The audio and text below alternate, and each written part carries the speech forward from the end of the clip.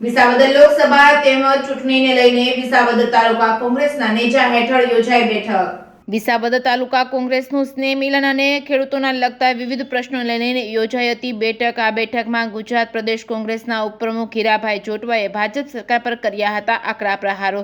બીજી તરફ કોંગ્રેસના પૂર્વ ધારાસભ્ય બાબુભાઈ વાજા અને તાલુકા કોંગ્રેસ પ્રમુખ કરશનભાઈ વારદોડિયાએ પણ ભાજપ પર આકરા પ્રહાર કર્યા હતા। બૂથ સમિતિ મતદાન બૂથ સમિતિ બનાવવા માટે કાર્યકરોને કામે લાગી જવાનું આહવાન કરતા જૂનાગઢ જિલ્લા કોંગ્રેસ પ્રમુખ ભરતભાઈ હિરપરા સંતો મહંતો વ્યસન મુક્તિ અભિયાન ચલાવે છે। બીજી તરફ ભાજપ ગિફ્ટ સિટીમાં દારૂબંધી હટાવવાનું કામ કર્યાના આક્ષેપો થયા છે।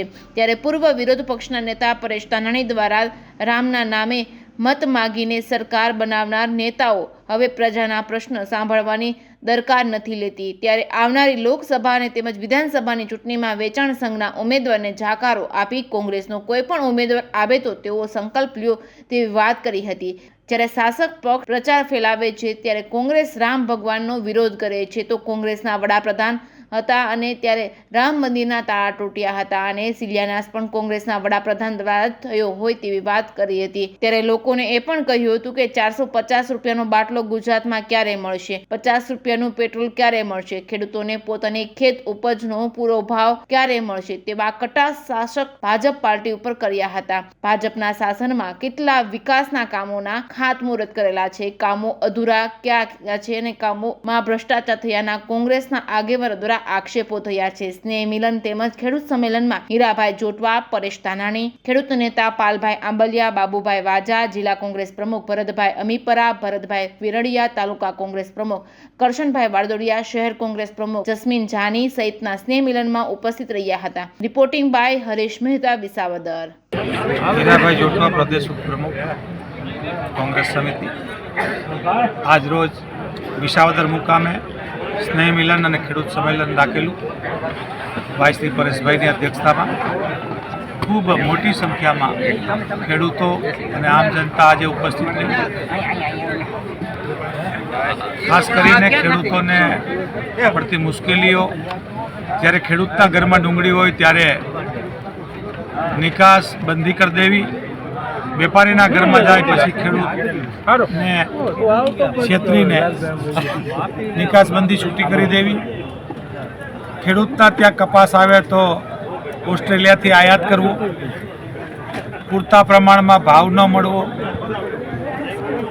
ખેડૂતોના પાક વીમો ન ચૂકવી અને ખૂબ અન્યાય કરવો, એવી ખેડૂત વિરોધી સરકારને અહીંયાથી તમામ ખેડૂતોએ અને આગેવાનોએ ખૂબ વખોડી છે। ત્યારે હાલ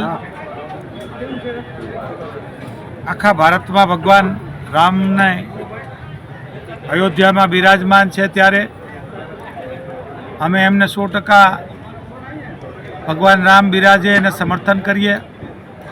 શંકરાચાર્યજીએ કીધેલું કે રામ મંદિર હજુ અધૂરું છે તો એમને સુનાવી એટલે કે ચૂંટણીના રામ ના કરતા ભગવાન રામનું મંદિર પૂરું થાય ત્યારે સૌ દેશવાસીઓએ સાથે જ રામનું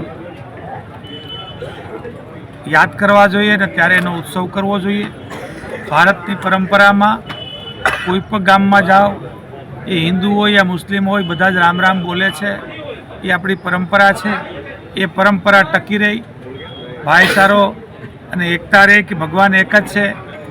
લોકોએ આવીને જુદા જુદા પંથ કરેલા છે, એવા પંથમાં ના પડતા ભગવાનને માનીને ભગવાન માટે પણ બધાએ રામ રાજ્ય સ્થાપે અને એમના નામે સરકાર 400નો બાટલો 1100માં ના કરે, 55 રૂપિયાનું ડીઝલ 35નું કહીને 100 રૂપિયાનું ન કરે, કરન્સીમાં ડોલર સામે રૂપિયો 55નો 83 થઈ જાય, રોડ રસ્તાના કામોનો વિકાસ ના કરી શકે, કામ ના કરી શકે, ત્યારે માત્ર ને માત્ર ચૂંટણી માટે ભગવાનનો ઉપયોગ ના કરે, એ પણ બધાનો એક સૂર ઉઠ્યો। અમારી સૌની ભગવાન રામ, શિવ કે કૃષ્ણમાં 33 કરોડ દેવતામાં અમારી શ્રદ્ધાઓ છે અને એ શ્રદ્ધા અમારી ભારતવાસીઓની કાયમી અકબંધ રહી, એમને વિભાજિત ના કરે એટલા માટે ભગવાન રામને આજથી પ્રાર્થના પણ કરવામાં આવી.